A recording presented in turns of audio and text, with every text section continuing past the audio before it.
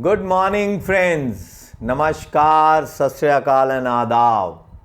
This is my 203rd video, and this video is very important. Everybody must watch it. This is Bungalow number 10, survey number 448, Sagaour Cantonment.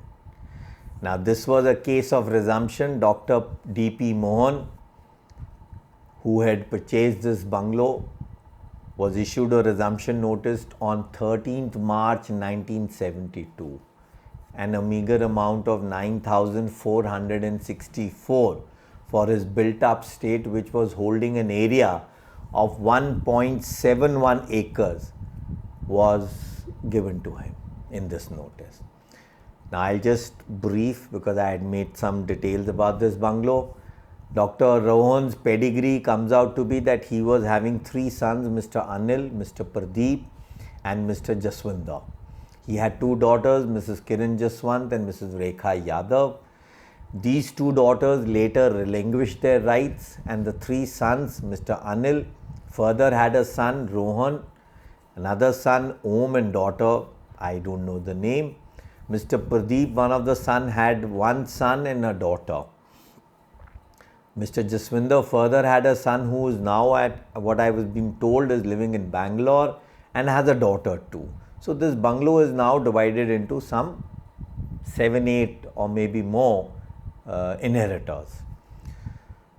So 1.71 acres, 7, 8 inheritors, a case of resumption. During this period, Dr. Rohan dies. So let's talk of the history of this bungalow. Dr. Rohan, this bungalow came in his hand from Mrs. H.S. Thomas way back on 22nd December 1925. These are the records. When the same bungalow was sold to Mr. G. Gowan. Mrs. G. Gowan, Mr. who died in England and had made a will in favor of his wife, Mrs. G. Gowan, after a probate order received from the Bihar court in 1942, his son Mr. T.N. Rosgan further sold the bungalow to Miss Sadhi Rudra. So the bungalow has changed hands and these registries are there. Now Mrs. Sadhi Mudra died in 1957 and again her will was probated by a court number case 9 of 1959, and the sued property finally came down to Mrs. S.K. Joseph, wife of Isaac Joseph, dated 28th January 1961. Now, 1961, this bungalow comes in the hand of Dr. P. Rohan, who was purchasing this bungalow on 4th July 1967. Now, admission deeds, the department produced from 1942 to 63 and 68. Why not of 1922? Is a biggest question mark which people don't understand, and whether even in this case it was not discussed. My bungalow was also taken on admission deed. So now when we go into the nitty-gritties of the case, after the resumption, like everybody did during those periods, we filed a suit for declaration that I am the owner of the suit property, and he gave a small brief of how this property came to him by these sale deeds, and he's been in possession for more than 130 years. Now let's say if he's pleading this in 1972 and another 100, so makes it 1872, add another 30, takes it back to about 1850 or 55 to be more particular. Now he pleads, the notice is again ultra vires, and the government cannot resume, but it has never acquired lands in Sagaour Cantonment. So forcible possession should not be allowed to the government. So this is a separate ATCPC or notice given by Shri G.K. Lokars, an advocate in Sagar then. Now he mentions a petition of 175 of 1970 between Shikhar Chand versus Union of India, conceding that forcible possession will not be taken. This was a case being fought. I am not able to dig out this case. PP Act notice was issued, and these many things were pleaded during his plaint. Notice was already, I told you, was given. And GGO 179 under application of grant, there is no grant registered, there is nowhere the terms of the grants are forthcoming. None of the conditions laid in the government of India, GGO has been adhered by the union. So he's putting the blame on Union of India. So no evidence shows that land acquisition has taken place in Sagaour Cantonment when Sagaour Cantonment was first made. GGO 179 was not promulgated or notified for Sagaour Cantonment. All laws of the British concede and are diminished after the Constitution of India Part 3 is observed. For the Madhya Bharat, Article 31 of the Constitution infringes his rights. The last para concedes to principle of natural justice. And then the value of the bungalow is more than 2 lakh rupees. He spent about 30,000 rupees on his. So this is how everything is rated in the plaint. And in the absence of any proof, the government cannot rake up the issue of an admission deed. Plaintiff purchased the bungalow and did not apply for sale. Admission was taken by the MU because they were in a dominant position. And so because they were the custodians of doing mutation, cause of action rose, everything is understood. Now what does Union of India say? You know, friends, why am I talking now in cases the plaints? Why am I talking the written replies? You know, some people asked me and they were talking to me, Ronnie ji, in the earlier videos you had only discussed that how cases were lost. You didn't discuss what was pleaded and what were the issues made. See, issues are discussable because they come into the original orders of the judgments of the courts, whether it is High Court, whether it is Supreme Court. Supreme Court would reflect the High Court, would reflect the Session Court and would reflect the lower court. But these are all reflections. Now what exhibits, what evidence and how things were countered generally comes into the lower court. So these are two separate things. Lower court is only a court of evidence and Supreme Court is the court of law. It's a constitutional court. You don't discuss evidence, you only discuss the law of the nation, the statutes. Okay, so how do we prepare our plaint now? How do we plead? How do we lead evidence? What are the applications in CPC which permit us? What if they don't come? Are we allowed to do secondary evidence? See, till you don't lead evidence, you can't build your case. And till you don't have the law in place, the lower plaint is of immaterial. So gradually you refine your plaint on the grounds of appeal when you go into the first appellate, second and finally the Supreme Court. I in this place speak of a different story, that why can't we make our plaint today only in contentions with the law of the nation or the statutes, whether these statutes are from 1800 or from 1950. See, these are the minglings which most of the cases do. I remember what happened in Manna Lal's case, which you must have all seen. Now, the department clearly denies and says that Mr. Rohan is a licensee. He has no proprietary rights in the soil. The owner is only entitled for a compensation of the authorized structure. He does not own land and trees. Admissions have been tendered by him. So the owner is stopped by law of estoppel that he cannot challenge his admission. The owner is only a holder of occupancy. Now this is a very important statement given in the GLR. Now if you read the Punjab Tenancy Act, the Bengal Tenancy Act, holder of occupancies were given rights. Earlier they were 12 years, then they extended to 20 years and then they came down to Punjab Tenancy Act 30 years. Let's say if I am in possession of a property as a tiller, as a farmer, recognized under the holder of occupancy, so I need to be converted into one of those Malguzaris, Rotwaris, Zamindaris, Pattedaris. That's the story. So this claim, now the owner, Dr. Rohan, has returned the check, grantee is free to demolish. This is a very important line which has been pleaded. the grantee is free to demolish the building and remove all the material and take away the building and give back the land as given at the time of the grant. Friends, understand this statement pleading of the Union of India. I have used this without this case being in my hand. Why? There is a same pleading in the resumption notice if you read the Cantonment Laws Volume 2. But we people are so educated that sometimes I get annoyed either. Forget it. So Sagaour Cantonment, he says, was first made in 1835. Now if you see to the pleadings of Advocate Rohan, he says since 130 years. He could have simply said 150 years. Now if you go back by the formula of 1972 and 130, he doesn't reach 1835.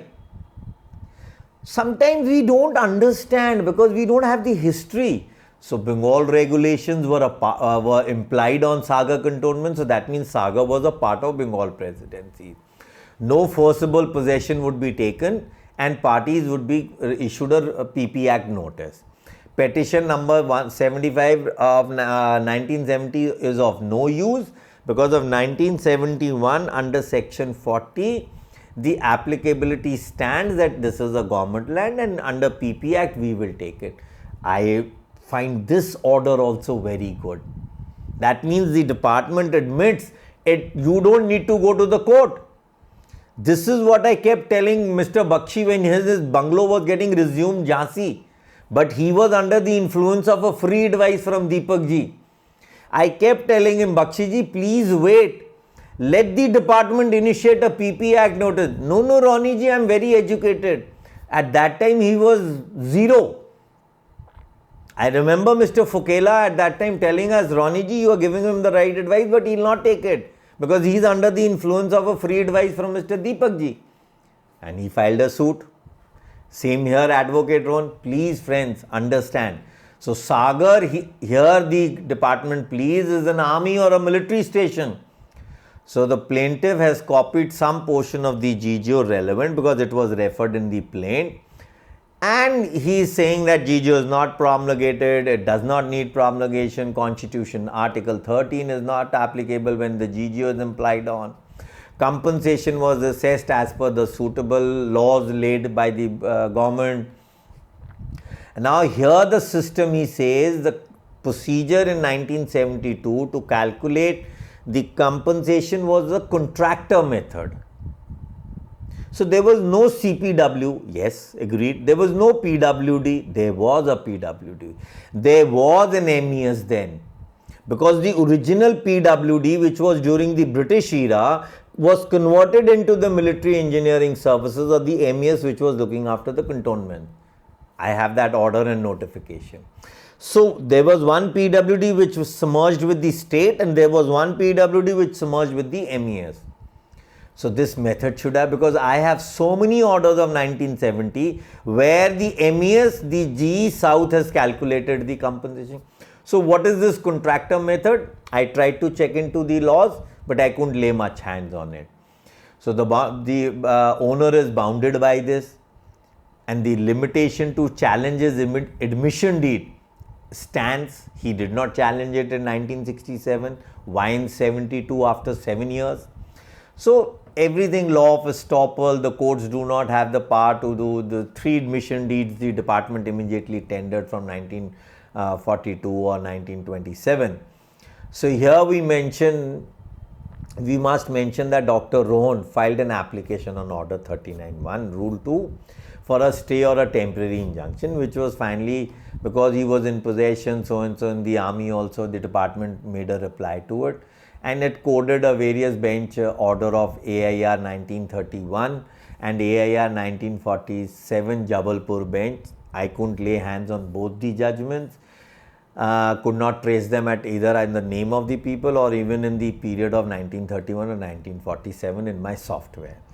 So Exhibit P10, inspection of Bungalow, was done immediately after resumption notice. Why? What was the need of doing it? It should have been done earlier, but the MEO did it and Advocate Dr. Rohan allowed it to be done.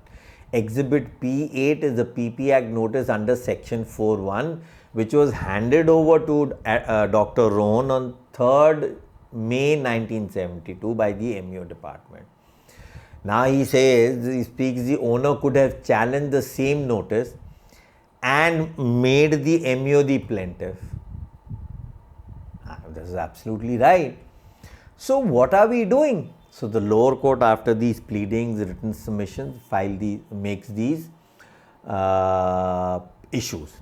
Whether the plaintiff is the owner of the land, building and trees situated in GLR survey number so and so, whether the plaintiff is not bound by admission deeds made on 24 No 1968, whether the notice of resumption, repossession is not legal, is the Governor General Order number 179 of 1836 and constitutionally and legally valid, any other relief. So very clearly here the case goes in favor of the advocate Dr. Rohan. The first issue, the plaintiff is the owner of the land, building, trees. Yes. The plaintiff is not bound by the admission deeds. No, he is not bounded. Whether the notice of repossession is legal, no, it is not legal. The Governor General Order 179 constitutionally and legally is valid, no, it is not valid. Any other. So the Honorable Court gives reliefs to the Allahabad on the basis of Allahabad Purushottam Das Tandon case and the PT Anglesia case of 1980 and 1981. So one of the judgment as on date today, I am telling people, is overruled in 2014. Now it was quite amazing that my lord in Supreme Court can interpret. Now here I am speaking something. Order 35 Rule 5 for tenants in CPC and consider an interpleader suit not to be decide a title suit. But now here I will speak of when a suit for injunction is filed by a bungalow owner, Woolsburn, the same Supreme Court, since the issue is being made of ownership, is finally converting the entire case on ownership. Why didn't it remand back the case? So my lords have the ability and the right to do things. So we are treading a very thin line. Friends, please understand. I am not saying anything against my honorable courts. I have all faith, but somewhere we need to understand. You know, even the courts want to adjudicate the case and they find a way out that either admission deed or either somewhere the issues are made of ownership. Some mistake which is done by the HOR or the owner, the government either remands back or the government would say, no, yeah, please go. Your bungalow is resumed under GGO 179. So these issues become very important when we are doing it in the lower court. Now, since the department had tendered 3 admission deeds, so how did the advocate of the Dr. Rohan pleaded this? So he pleaded on a Rawalpindi suit of bungalow number 160. The bungalow had changed numbers. The appellant, that is the owner of the bungalow. I digged into this judgment and it is a pleading, yes. A second case was just pleaded was some a plaintiff denied the original occupant had a transferable right or was more than a mere license. He also denied that Ganpati Vanjare got the site transferred. So another old case was discussed where the crucial point of the case is that the occupant was within the Abadi site and he was in the possession for the last 30 years, which I just mentioned in the earlier HOR. So the settlement possesses proprietary rights, whether he is a mere license whose right is subordinated to proprietary rights of a Malguzar. This is what I just said in the Tenancy Act. So the third case was of the 1920. This is a famous case of Satish Chandra versus Union of India, Secretary of State, Barrackpur, 1927. So these cases when are mentioned, the court is bound to listen to you. But why can't we plead these in the very beginning? So Dr. Rohan is the owner of the suit property as per the judgment quoted, and mere license does not make him government land as in the 1881 Act and the new Act of 1917. Ownership was granted to licensee in this area and helped the owner in this case. Now that is the case of the Madhya Bharat, that if you've been an occupant for more than 30 years, under the Malguzari, you were considered to be, I had discussed another agriculture case of Sagaour Cantonment. So this is where people need to understand. The Rawalpindi case very clearly said that under the Land Acquisition Act, the notice has to be given and compensation has to be granted simultaneously if the grant, but finally that case said that resumption can take place. So Union of India now files definitely in the Sessions Court. That case was not shared with me. Now I'll go straight to the High Court, writ number 705 of 2002. So the LRs are now brought in by this order of 1995. The case is fixed. Even after 7 years of the condemnation application, the case is dismissed in 2003 because the department doesn't come. Similarly, they file an application under Order 16 Rule 41A under Article 136 in the SLP. Again, the limit for condemnation application is filed. Here the question of law, whether the facts or circumstances of the case, the first appeal filed by the petitioner herein was dismissed in default, deserves to be restored in larger public interest and to prevent miscarriage of public justice. Whether the refusal to restore first appeal has not caused prejudice to the petitioner and resulted into undue benefit to the respondent. Now here the petitioner is Union of India, respondent is Dr. Rohan. Declaration under Rule 4.2. No other petition has been filed like similar in anything. Declaration under Rule 6. These are various rules where you have to. The annexure produced along with the SLP. Now here he brings in some judgments because this SLP is being filed much later in 2006 and already Surinder Kumar Vakil's case 2002 has been decided. So High Court has failed to restore the first appeal in public terms. It will cause great prejudice and undue advantage will be to respondents. High Court did not appreciate and missed the cause list. The reasonings in my Union of India, ground of interim relief. Now, unless operation is stayed, the respondent will continue to enjoy the benefits of the property in question, which he is not entitled. So the department is asking a stay on the High Court as well as on the First Appellate Court's order. The petitioner goes ahead and says in his main prayer that grant SLP to assail the High Court order of 2003.